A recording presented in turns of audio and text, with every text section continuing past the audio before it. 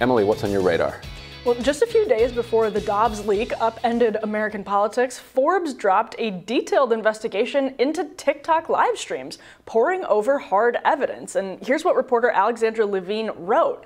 A Forbes review of hundreds of recent TikTok live streams reveals how viewers regularly use the comments to urge young girls to perform acts that appear to toe the line of child pornography, rewarding those who oblige with TikTok gifts, which can be redeemed for money or off-platform payments to Venmo, PayPal, or Cash App accounts that users list in their TikTok profiles. All right, so let's just quickly pause right there. The barrier to entry into this very seedy environment is remarkably low. You just have to have a TikTok and post a live stream. You're supposed to be over 16 to host one and over 18 to send gifts, but obviously kids are smart. So again, to be exposed to wildly inappropriate sexualization, even in just one creepy comment, all teens have to do is download TikTok and then go live. A 17-year-old girl, South Carolina girl named Madison, told Forbes that some of her underage friends were raking in $200 a week from their TikTok live streams. Even if you're too young to make money, Madison said, that doesn't prevent, quote, older men trying to sexualize girls.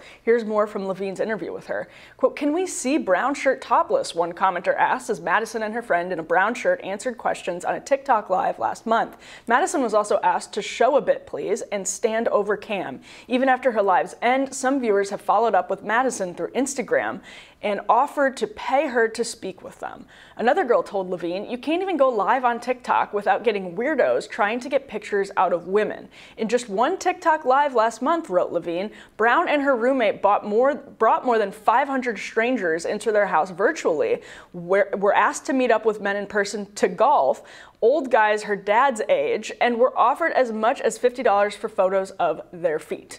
Brown said she wouldn't take cash for photos of her feet, but others certainly would. $20 is $20, she said. That's coffee a few times a week.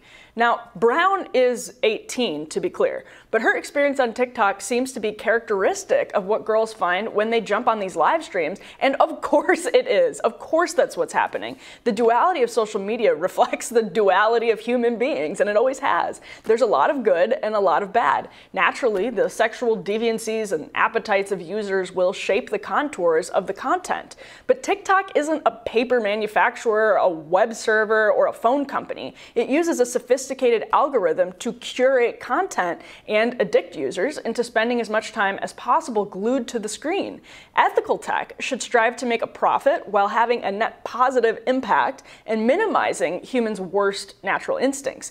If you're, say, the Chinese government and members of your ruling party are installed all over the staff and control of the most popular app in America, where the children of your adversary are spending hours of their formative years, how might you approach TikTok? By the way, that's not hypothetical. That is actually what's happening with TikTok. China knows how powerful TikTok is as a cultural weapon because ByteDance runs its parallel app very differently there, with government propaganda, strict time limits, and mandatory pauses. Now, I'm not saying that's what should happen in America, but to stay in parents' good graces, TikTok has some limits here. They're just enormously difficult to enforce. And the damage is already done once a sexual comment aimed at a young girl is posted. Again, this has happened throughout human history. When I was in high school, I remember at one point the moral panic was over chat roulette, except it was more of a joke at the time than a moral panic. This is when social media was relatively new, YouTube itself was relatively new, and in retrospect, there really was nothing funny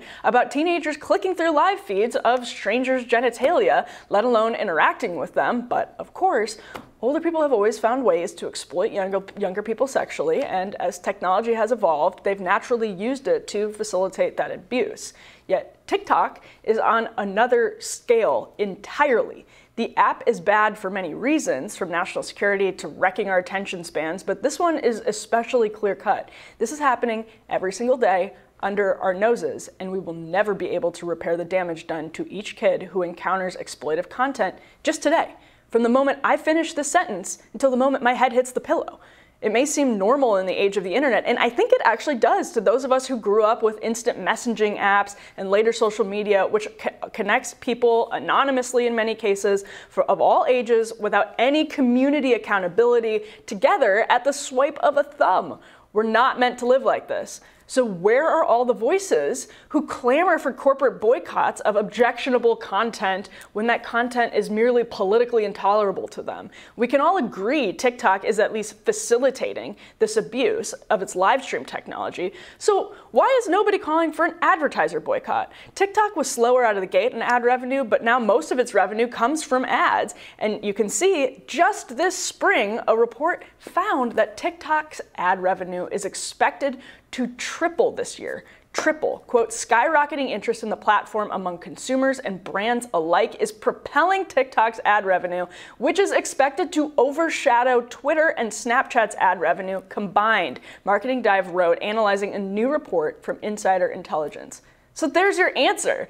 TikTok is lucrative. Corporate America will ignore the glaring ethical lapses and cash out until consumers and regulators make it harmful for them to do otherwise.